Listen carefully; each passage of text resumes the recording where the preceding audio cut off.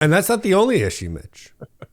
Third pair is a little bit of an issue as well. If you want to talk about the two guys the Islanders are trotting out there. Now, we've given a lot of love to Isaiah George, but got to mention a couple guys who are playing D right now. Grant Hutton, who's averaging 13.51 a night.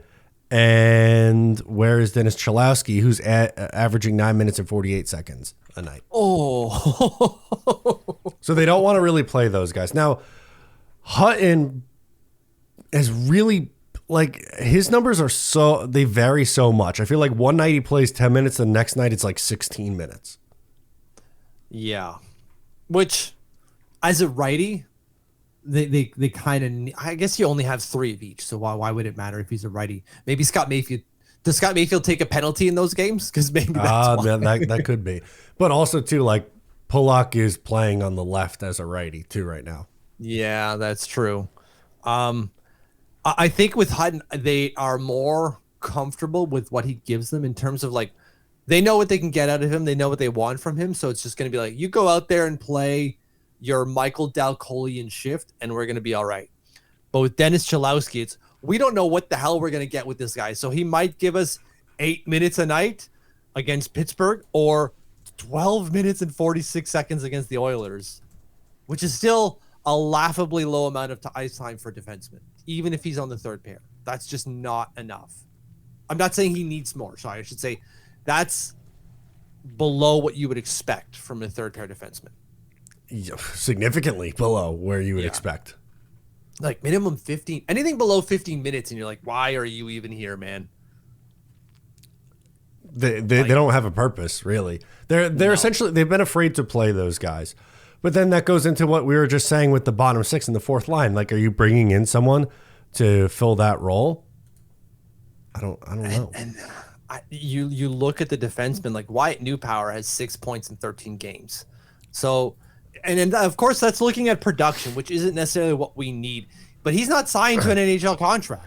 The Stefan was talking about Travis Mitchell earlier today as potentially being the option.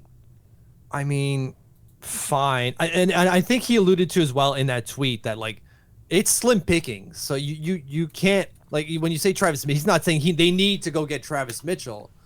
It's just when you look at the guys that they have signed to NHL contracts, which are Mitchell, Pulkkinen, he's in Finland, Fulp, righty, Warren, injured, Cali Dealey's had some bad giveaways the other game, and Samuel Bolduc, who they basically banished there in the first place. It's Travis Mitchell is the next one up, really. But like, he's been okay. I haven't watched every single Bridgeport game. I've caught what I could. But it's not much to write home about with Travis Mitchell. Let me even just pull up my handy dandy tool here that I have for the Islanders prospects. If I go for Travis Mitchell, where the heck are you? There you are, my friend. Yeah, it's not going too well. I don't know why it's not. This one isn't pulling it up. What the hell is happening here? Oh my God, this is great podcasting. Travis Mitchell, here we go. NHLE of 12.6 right now. He's got 2 points in 7 games played. Last I checked, he's up to 3 and 8 now because I haven't updated it since their last game. So 8, and he's got an extra assist. He's up to 3 points, 16.6 NHLE, which is way up from last year. He was at 5.2. He's the only one who you could really call up because he's showing you something. And again, I'm focusing a lot on production. I get it, but that usually players excel when players are doing well at a certain level, they start putting up points because they just keep playing well and the points come to them. And they get more minutes and stuff too. Yeah, again, you play well and the points will come. We hear that often for anyone that's playing at any level. And so the points are coming for him at a higher rate than they were previously. And if Samuel Bolduc's not the guy that they're going to call up because they've tried him and they're just like, you're not ready, then it has to be Travis Mitchell. That's where it feels like it's going, right? Unless they go back to Samuel Bolduc. Samuel Bolduc right now, 4th on the team in terms of Bridgeport Islanders in terms of points.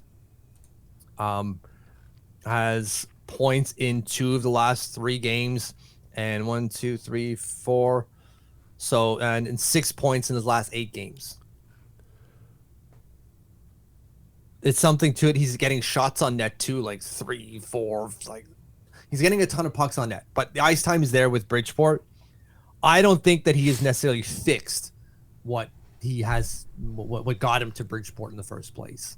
So it would be wild if they called up Samuel Bodzuk at this point. Yeah, be like, oh, we're just gonna run it back with the same guy that we know has the issues that haven't been changed since going down to Bridgeport. If you like that, make sure to subscribe to Up the Turnpike on Patreon for more exclusive New York Islanders content.